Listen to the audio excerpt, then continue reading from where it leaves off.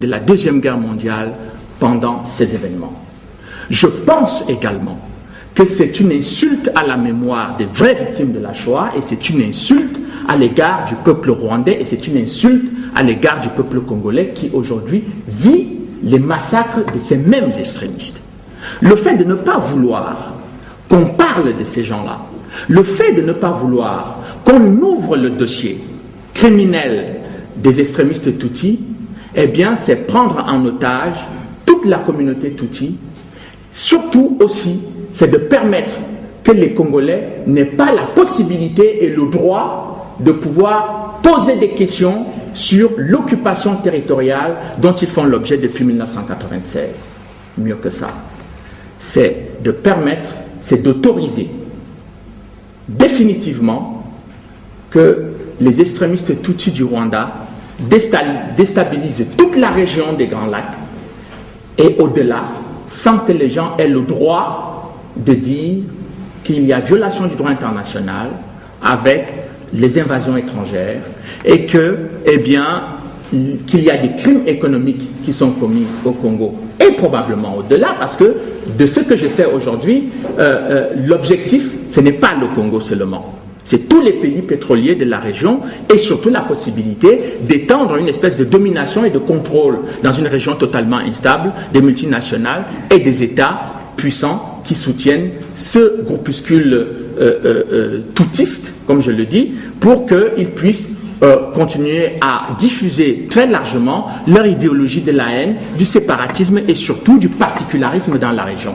Et d'ailleurs, lorsqu'on parle de discrimination à l'égard des Tutsis, je tiens aussi à rappeler quand même qu'il me semble que, pour ceux qui ont une bonne connaissance sociologique de la région d'Afrique centrale, la plupart dans cette région, vous avez le groupe Pygmée, qui est un groupe qui est l'un des plus discriminés dans la région, aussi bien au Cameroun, au Congo, en République centrafricaine, au Tchad et au Gabon. Eh bien, ce groupe, les Pygmées, n'ont jamais appelé un seul État de la région à leur venir en aide parce qu'ils étaient victimes de discrimination dans un des pays. Ils n'ont jamais non plus appelé à ce que, eh bien, il y ait une campagne de sensibilisation sur les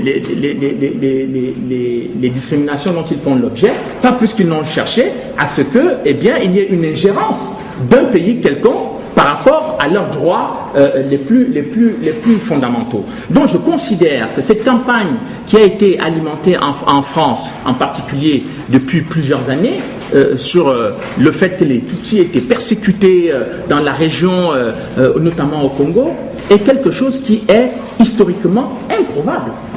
Improbable. Les discriminations, et je parle sous le contrôle de beaucoup de Congolais dans la salle qui savent exactement ce que leur pays a apporté à cette communauté. Donc je voulais extraire ce groupuscule d'extrémistes du débat politique, du débat juridique dans la région des Grands Lacs. Le rôle des États-Unis dans la région a été capital. Parce que pour qu'on comprenne pourquoi les extrémistes Tutsis du Rwanda peuvent avoir autant de pouvoir et autant de considération, y compris dans la presse internationale, il faut savoir qui est derrière eux. Et j'ai découvert, en faisant mes recherches, qu'ils avaient beaucoup de gens derrière eux.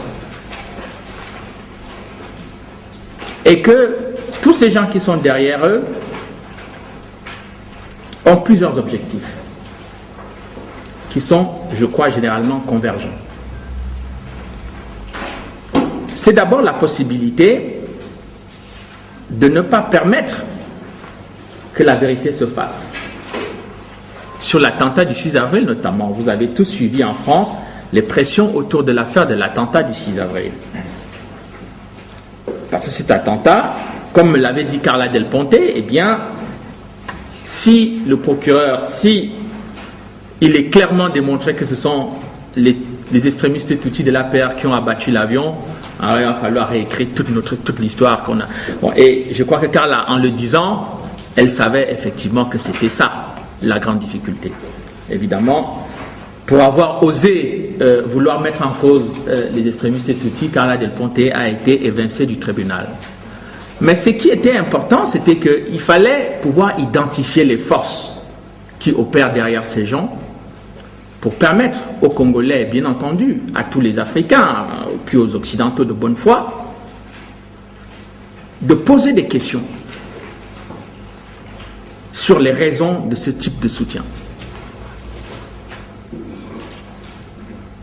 On peut soutenir des gens qui posent des actes salutaires.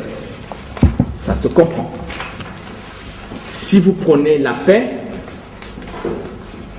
la sécurité, la stabilité dans votre propre pays et dans la région, tout le monde de sensé peut comprendre qu'on vous soutienne. Mais lorsque vous prenez le séparatisme, d'abord dans votre propre pays, ce n'est pas un scoop que de savoir que beaucoup de Hutus aujourd'hui sont quasiment inexistants au Rwanda, sur le plan politique, bien entendu, sur le plan économique, sur le plan intellectuel. Il n'y a pas de gens sensés qui puissent comprendre qu'on soutienne un groupe de gens qui violent allègrement le droit international. Il semble qu'en Afrique, l'intangibilité des frontières héritées de la colonisation a été un acquis indiscutable, quelles que soient les frustrations que beaucoup d'Africains peuvent garder de ces frontières héritées de la colonisation. On a dit on ne les touche plus. Le Rwanda a violé le droit international en envahissant le territoire congolais. Il me semble il y a quelques années que lorsque l'Irak l'avait fait, la consternation était générale dans le monde entier. Saddam Hussein n'a jamais cessé de payer jusqu'à sa mort le fait d'avoir osé envahir le Koweït. Comment il paraît presque normal et je dirais encourageant de voir quelqu'un envahir un territoire aussi grand qu'une bonne partie de l'Europe occidentale, il ne se passe rien. Une accumulation des rapports des Nations Unies sur la table qui démontre qu'il y a violation territoriale, qu'il y a massacre de populations civiles, qu'il y a pillage des ressources, et le Conseil de sécurité n'adopte aucune sanction. J'ai même découvert dans un rapport confidentiel de l'Union européenne dont je reproduis les extraits dans ce livre, qu'un certain Louis Michel, commissaire européen en exercice sortant, lorsqu'un diplomate allemand reçoit des rapports avec ses collègues au sein de la Commission de l'Union européenne, ils disent quand même le Rwanda exagère. Il faut que nous puissions prendre des sanctions économiques liées à l'aide au développement. Du fait de l'accumulation du dossier criminel concernant le Rwanda, l'Union européenne doit pouvoir prendre des mesures conservatoires pour suspendre l'aide de l'Union européenne au Rwanda.